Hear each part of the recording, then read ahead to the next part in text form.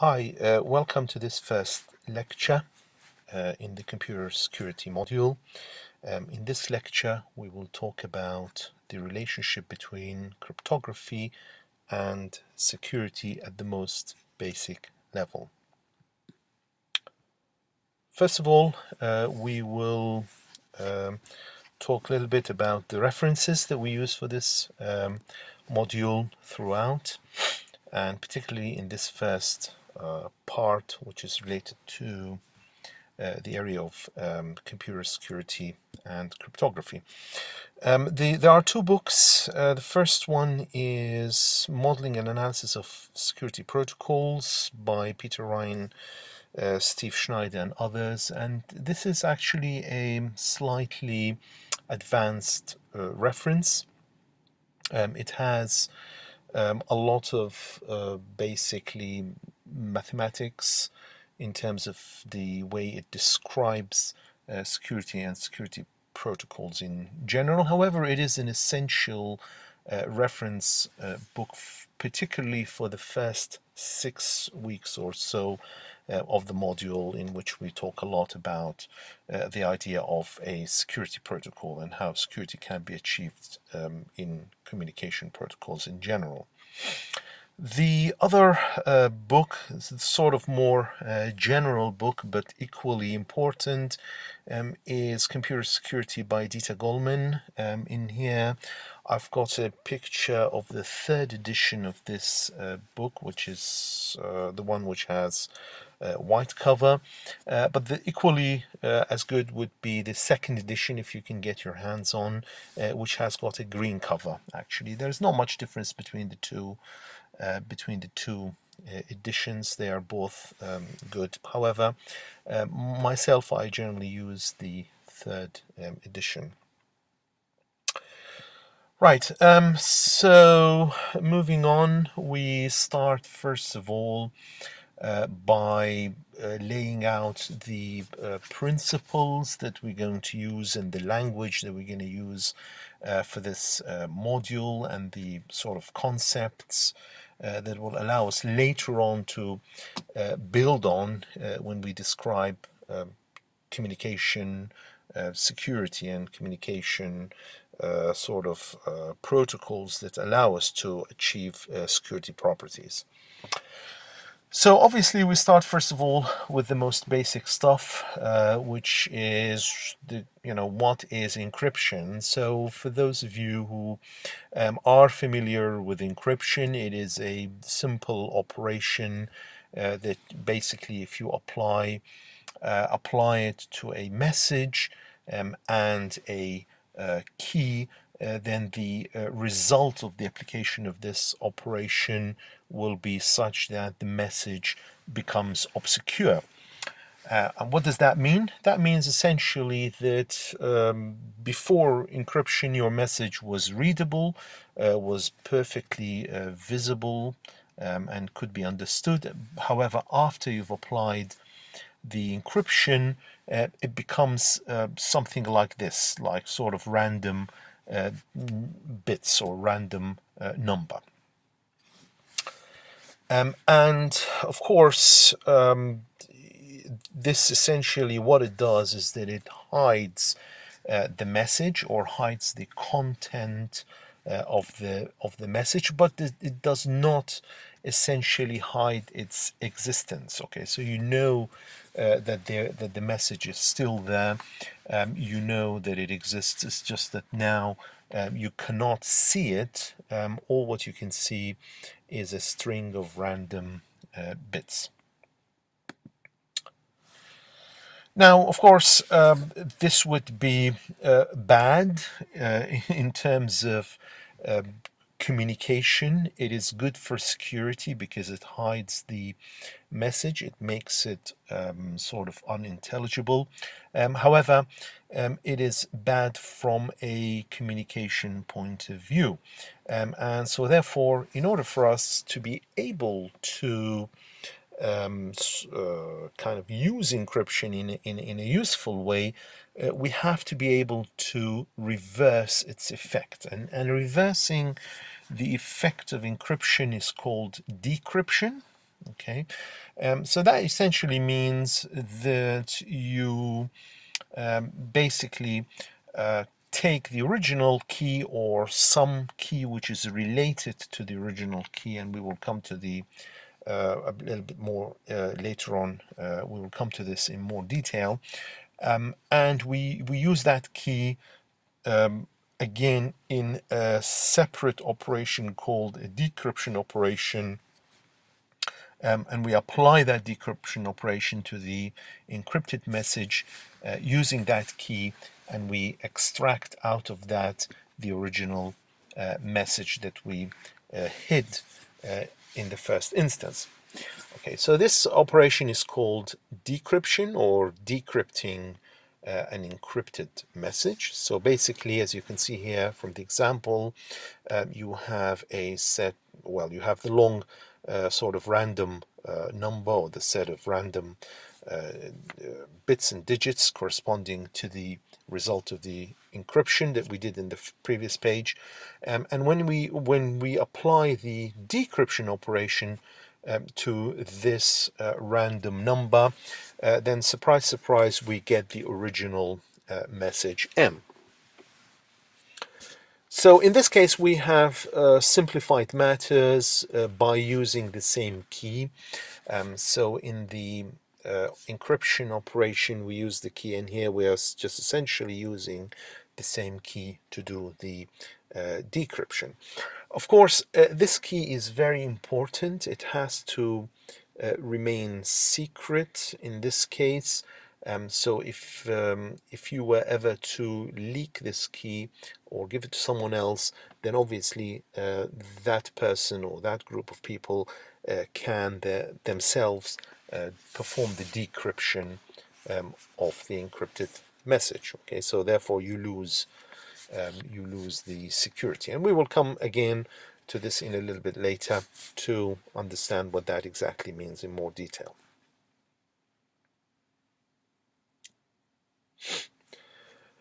Now, as I said, we've used sort of the same key in our example here, and this basically underlines something we call symmetric cryptography. Okay, so if you are using only one key to perform the encryption and the decryption operations, you are essentially doing something we call symmetric cryptography. Okay, so the idea of symmetric cryptography is you have the same key used for both operations, encryption and decryption. However, the key doesn't have to be limited in its scope to just two people or two entities. The key can be shared amongst any number of people. Okay, so it could you could give the key to a group of people or a group of entities that can use that key all the time amongst themselves to communicate securely.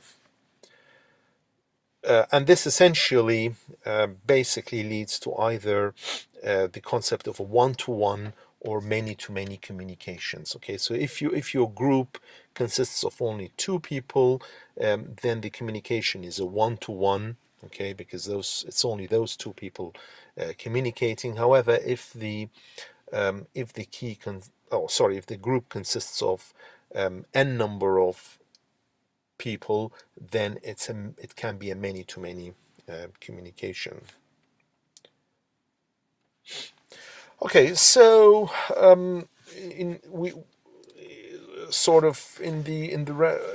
the context of symmetric cryptography, now we have a couple of very important rules, and these we will talk about such rules as we go through, and these essentially are the most basic concepts that we cannot break if we want to obtain security out of our cryptographic operations. Okay, so in this case, the first rule is that the key K is known to all members of the group.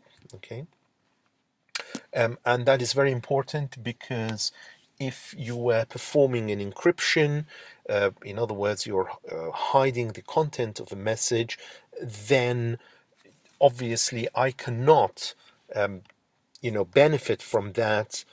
Once I've received the encrypted message, I cannot benefit from it unless I myself have access to the key that you've used for encryption. And therefore, it is very important that the key is known to all members of the group using it for their secure communication.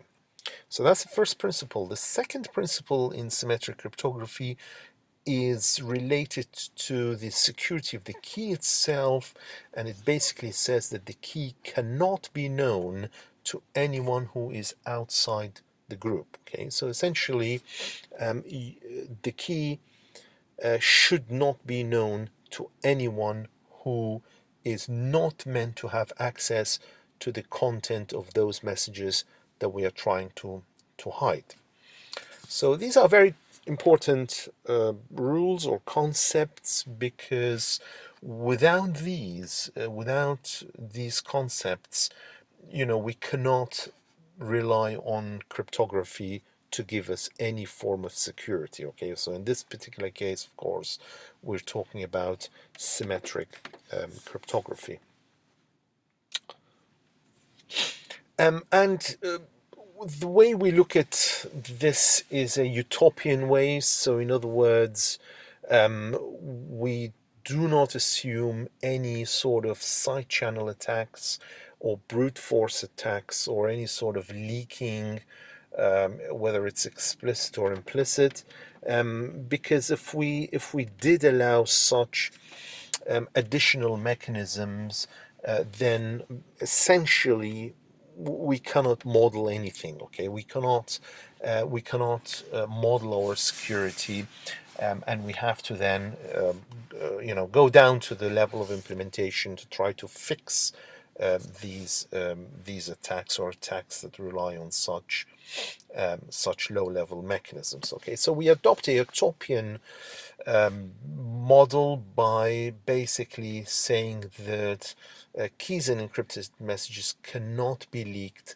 or brute forced. Okay, so leaked in relation to keys, we assume that keys are always secret, and in terms of encrypted messages, we have no way of brute forcing them to attempt to break into their content. Okay, so we keep out of, or we sort of leave such attack mechanisms out of this study, because essentially they will break away every model of security that we have. Now, so what kind of, when we say security here, what do we mean by security when we have a symmetrically encrypted message M? Okay, so you notice the terminology that I use here is essentially putting M between two curly brackets and the key K after that, and this denotes that the message M is encrypted with key K. So when we say security guarantees, what do we mean by that? Well, we have to study security from the perspective of individual properties that are well known and well defined for that term. Okay, and that includes things like confidentiality, integrity, availability, authenticity, and so on. However, if I let's say try to understand what the message M itself is, well, it so far we've talked about M as being just a sort of a plain text. Okay, so a simple message like hello world. However, we've left M quite generic. Okay, so we have not really said that M necessarily has to be a textual message, but actually, in fact, it can be itself another encrypted message. Okay, so M could be itself the encryption of a different M prime, with the key K, or with any other key K prime. Okay. And so on it goes for M prime itself.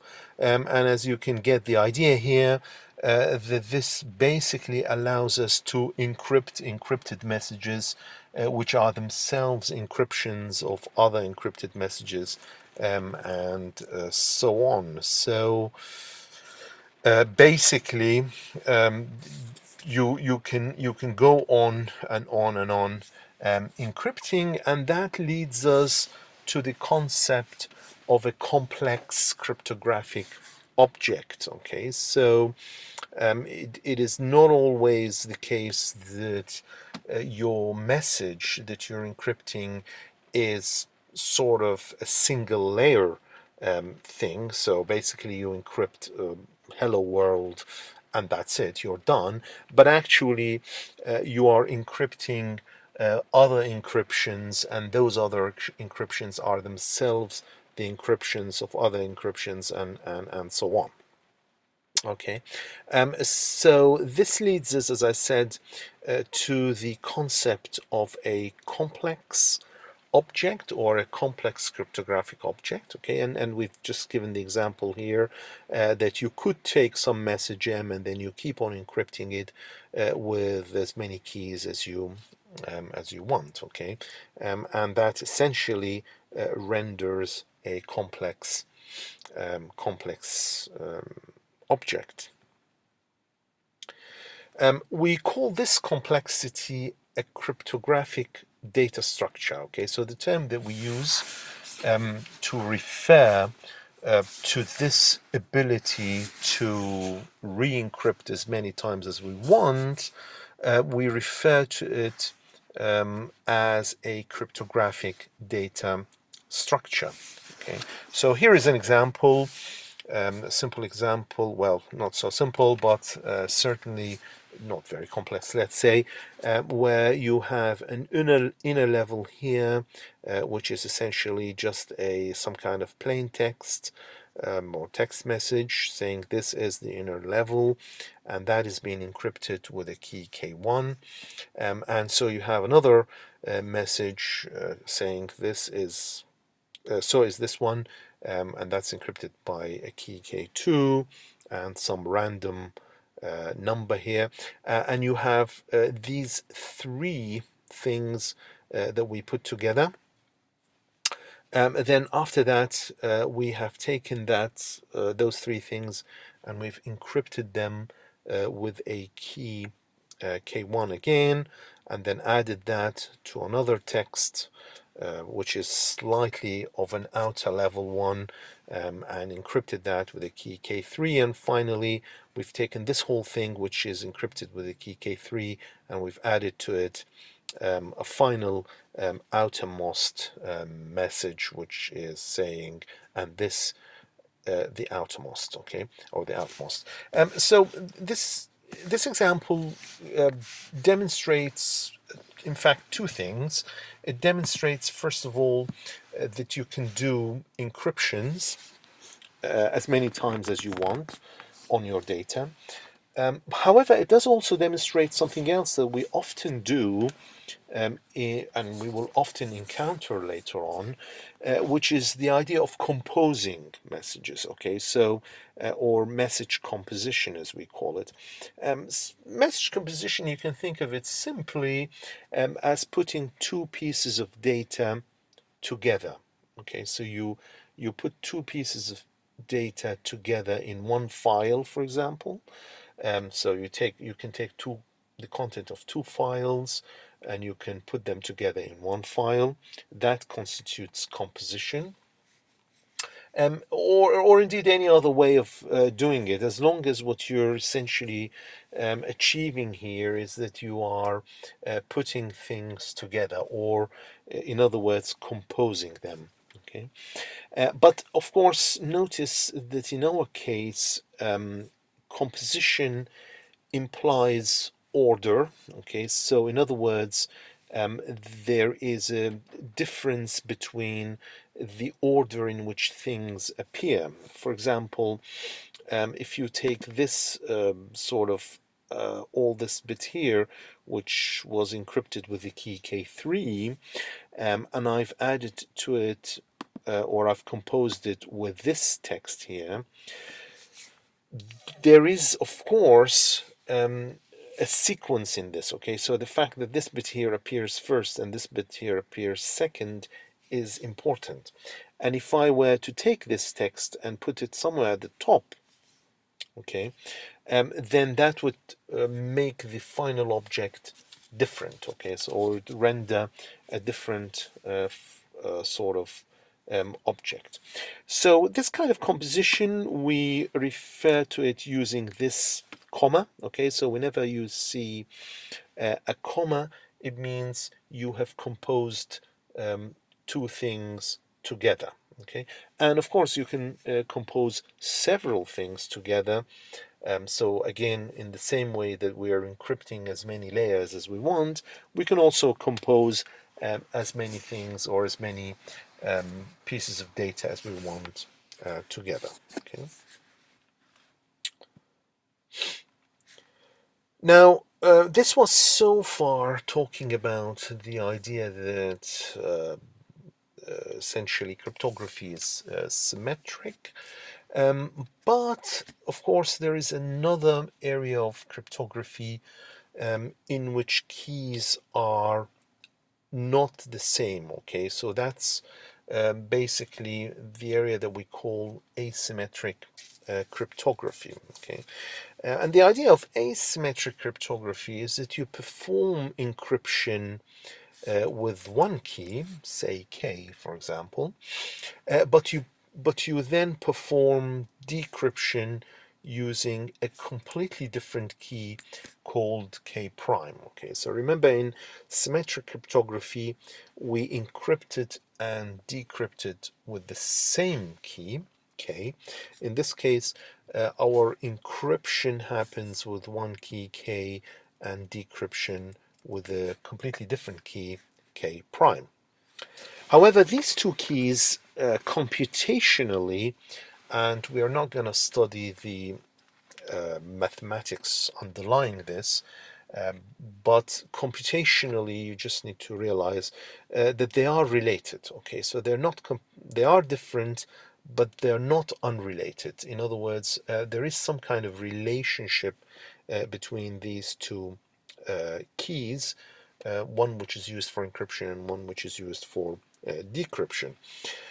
The relationship, if we were ever going and reading about this from a mathematical point of view and a computational point of view, is very simply that the two keys are generated from the same random seed or random number.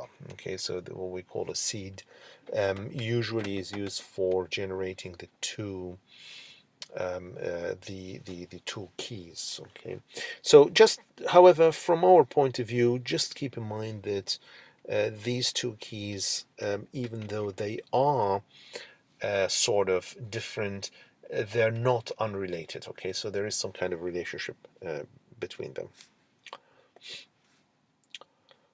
Now, often we call these two keys, one which is used for encryption, the other used for decryption, we call them a key pair. Okay, so they are a key pair. And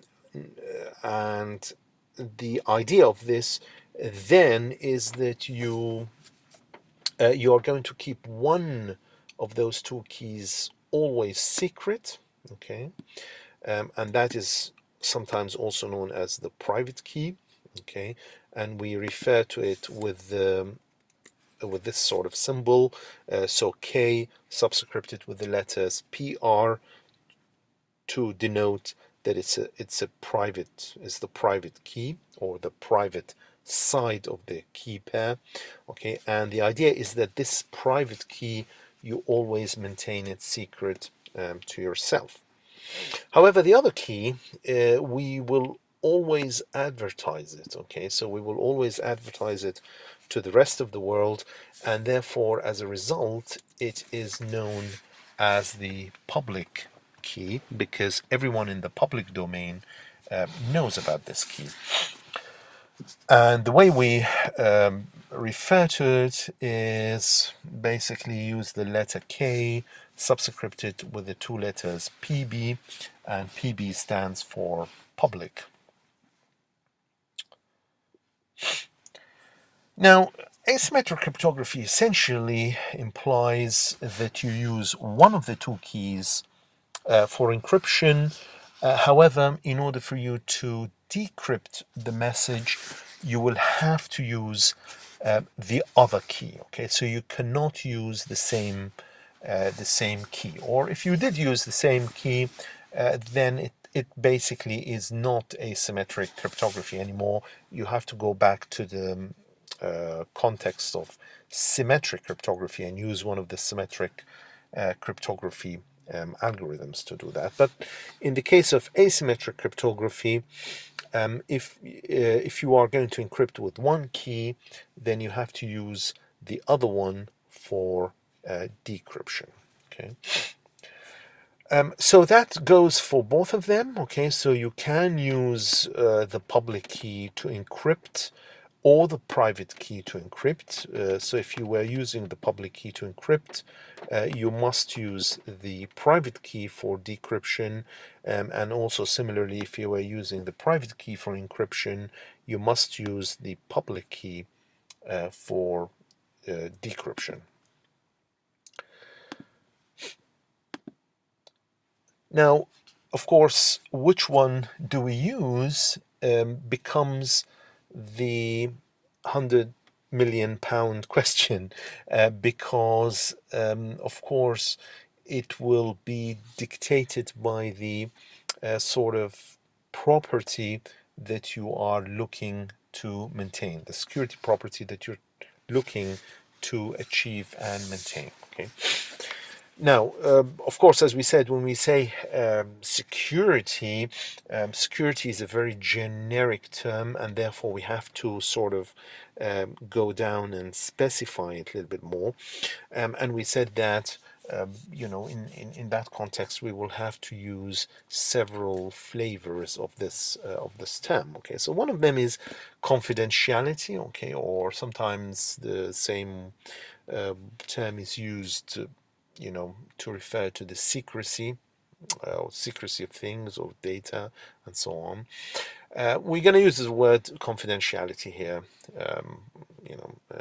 instead, or sort of synonymously with the word secrecy. But in any way, if we want to achieve confidentiality, then we always have to encrypt with the public key. Okay, so if I wanted to send you a secret message or a confidential message, then what I have to do is I have to go and fetch your public key and then use it to encrypt the secret or confidential message that I want to send you, and then send that encrypted or that encryption, send it to you. Now, of course, the rationale here is that only yourself can decrypt this message, and the reason is because only yourself has access to your own private key.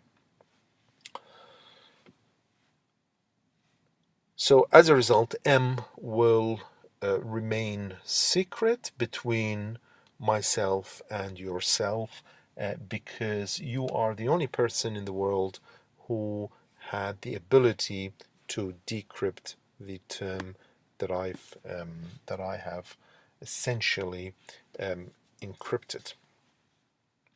And that's because you are the only person in the world who owns or has access to this private key corresponding to the public key that I used initially for encryption. However, if I were to reverse the role of the keys, okay, so to use the private key instead of the public key for performing the encryption operation, I essentially achieve a completely different security property. And this time I don't get confidentiality. What I get is something called authenticity, okay, or the knowledge that the message comes from a particular origin, okay, so therefore it's authentic, okay. And of course, the reason behind that is because if I were to encrypt a message with my own private key, okay, and I were then to send it to whoever, then whoever receives that message can go and fetch my public key, okay, which they know is my key, and therefore decrypt the message as a result. Now, the rationale here is that that you know for sure that the message came from myself, because I'm the only person in the world who could have performed the original encryption operation, okay, and as such, it is, it is a testament or sort of an indication that the message is authentic, i.e., it comes from myself and not from any other source. But of course, there is no confidentiality here because anyone has access to the public key, which can be used to break this encryption and release the message M. Okay, so we have the assurance that the message came from a particular source, but not the confidentiality. Okay, and that is simply because these two properties are entirely different to each other. Now, we can look at this from a different perspective in the sense that secrecy is a many-to-one communication, and the idea here is that anyone in the world can pick up your public key, encrypt a message, and send it to you, and you are the only person in the world who has access to your private key, and therefore, the secrecy of the message is maintained between whoever is performing the encryption and whoever is performing the decryption. On the other hand, authenticity is the other way around. It's a one-to-many communication model, because simply it's one person who could have performed the encryption, and once they communicate the message, anyone in the world can verify that message came from that specific person. So it's a one-to-many sort of model for authenticity, whereas it's a many-to-one model of communication for secrecy. This is essentially just if you wanted to understand these two properties in a sort of in terms of the arity of the communication, from who can perform the encryption and who can perform the decryption operations in both cases. And this all is possible thanks to the asymmetry of the keys, the fact that you've got two keys which are completely different but related to each other, and therefore they give you this sort of asymmetry in your cryptographic operations, and that allows you then, depending on your selection of which key you are using for encryption, to achieve either confidentiality or authenticity. And of course, we also care about, as we said, the scoping of the keys, or who exactly has access to them, or who knows those keys, and we use a particular way of in our language or terminology to indicate the scoping. So, for example, if I were, say, putting the subscripts P, B, Bob, then that essentially means that this is the key, which is Bob's public key. Okay. If I were putting the names of two people here or two entities like Alice and the server, then this essentially indicates that this is a key, a symmetric key, which is shared only between Alice and the server. Sometimes the key is only known to one person or one entity, and in this case, for example, we have the subscript Carol, and essentially this means that this is a key which is known to Carol only and no one else in the world. If we have no subscripts, so we just say the key K, then essentially we don't know. Okay, so that means we're not specifying any scope. It could be that the key is known to no one, or it's known to everyone. Okay, so we absolutely have no idea here as to what the scope of the key is. This terminology is very important. It's actually extremely important for the next 6 weeks, because it essentially allows you to reason and understand what the protocol is doing, okay, and what the and how we are actually achieving security through the various protocols that we're looking at. So if you don't understand the terminology, it obviously makes it extremely hard for you to understand later on the more complex sort of systems that we're going to build, and the more complex data objects and the more complex protocols that we use. Right, but of course security is has got also a third sort of flavor, famous flavor, known as integrity. Okay, well, what about integrity? Essentially, integrity is achieved through something completely different, known as a cryptographic hash function. Okay, you might have heard of hash functions. What hash functions do is that they take your message, so for example, hello world, and they produce a unique number that corresponds to that message. Okay, so essentially, if you were taking two messages, then they would give you two different numbers, unique numbers corresponding to those messages. So in other words, they are one-way functions. Okay, so you can go from the left to the right, but you cannot go backward. Okay, you can't go. You can't take a unique number and produce the original text from, or the original message from. They're also collision resistant. Okay, so basically that means you will never have two different messages producing the same number, and you will always have the same number, so they're deterministic. Okay, so if I were applying hash to hello world twice, I will always get the same number, for example.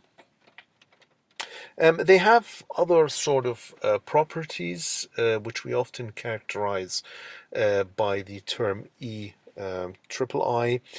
They're easy to compute, so they must not be computationally hard, take ages to run. They basically are very cheap functions to run. As I said, it has to be infeasible to find the data given the hash, so you can't go backwards.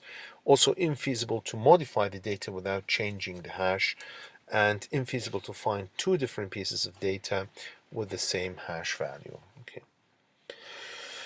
Of course, hash functions used to be useful before, but they became also famous in recent years with the rise of the sort of blockchains and Bitcoin systems, as these operations are the building blocks really for blockchains. So they're an essential cryptographic operation when it comes to blockchains.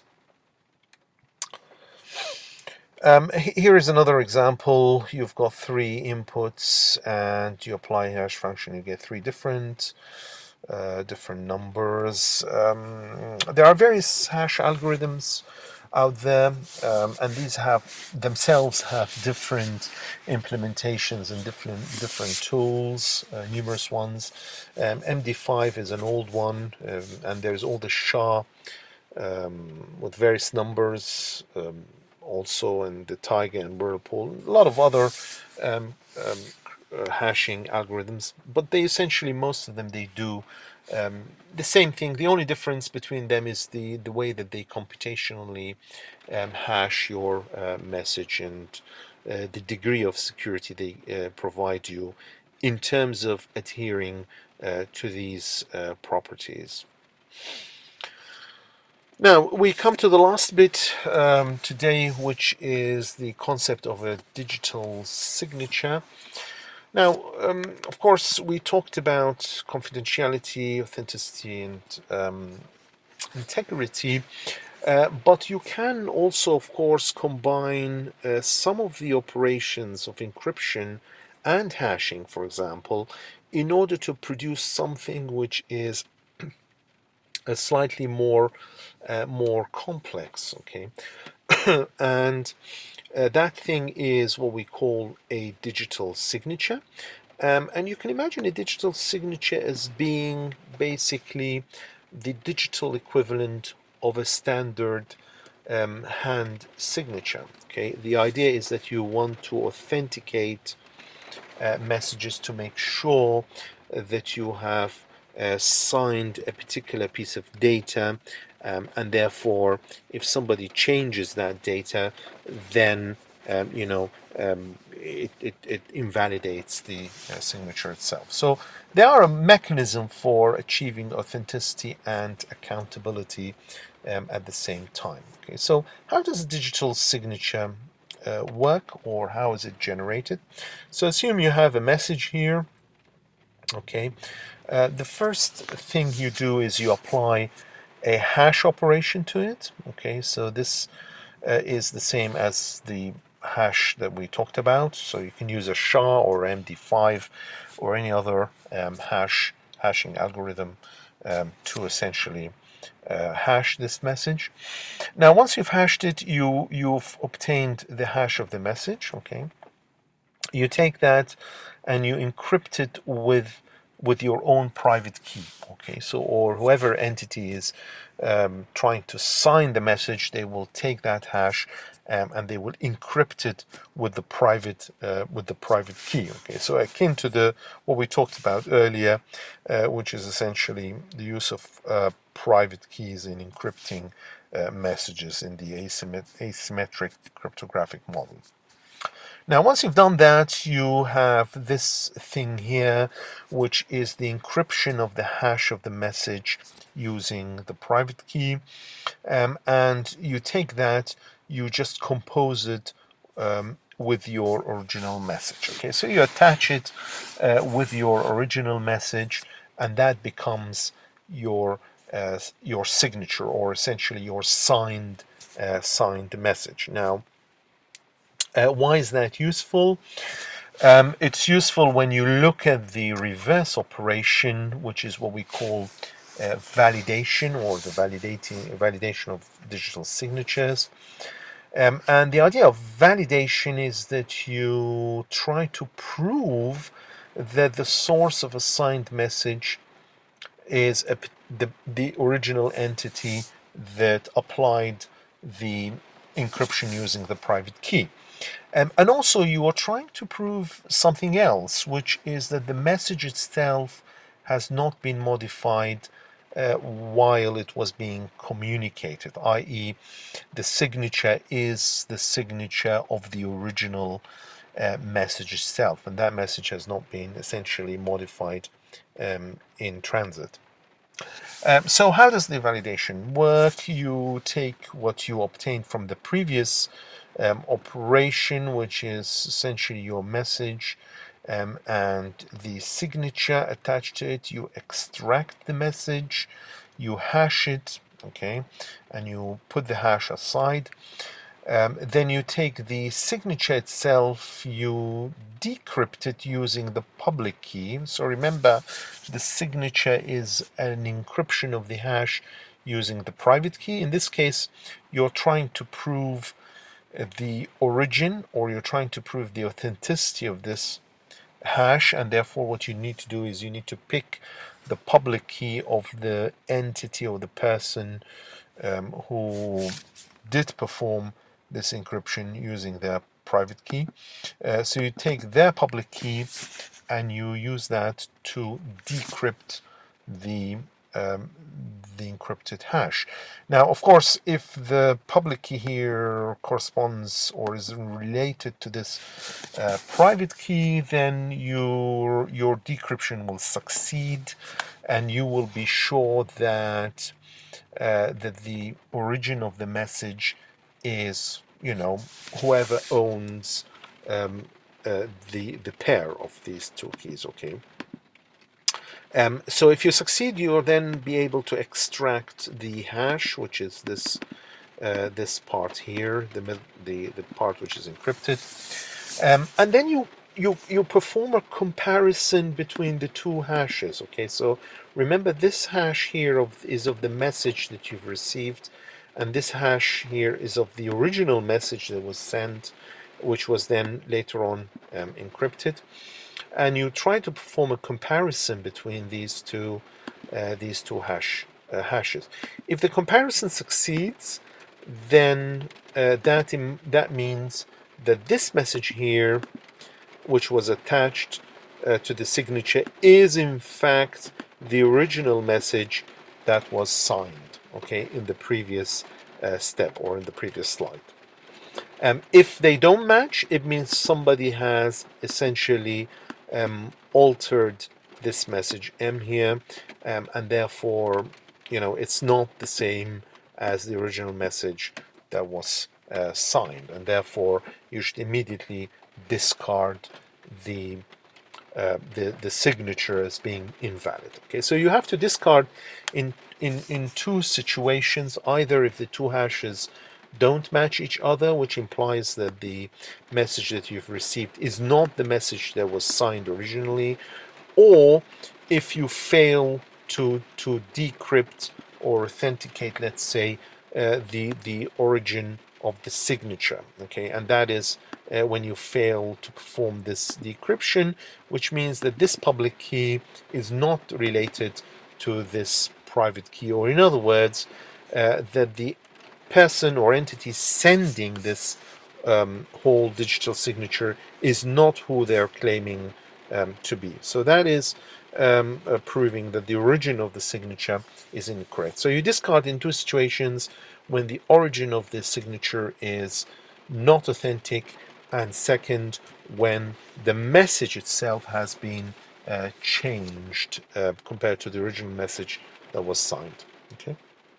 And these are exactly the same two properties that we always seek to obtain when we receive a paper signature ourselves. Okay, so we want to know who the person is and what they have signed, and we want to make sure that that has not changed in any way. And of course, there are a few digital signature algorithms out there. Most famous one is the digital signature standard, or DSS, known nowadays. And there are other algorithms as well, like the RSA, PSS, and El-Gamal signature schemes.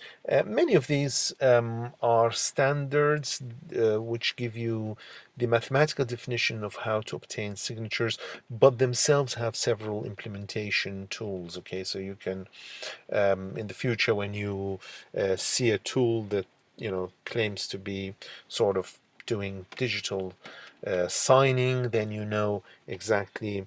And for example, it's implementing the El-Gamal signature scheme. Then you know in that case what that means. Okay, or what you're going to get out of that tool.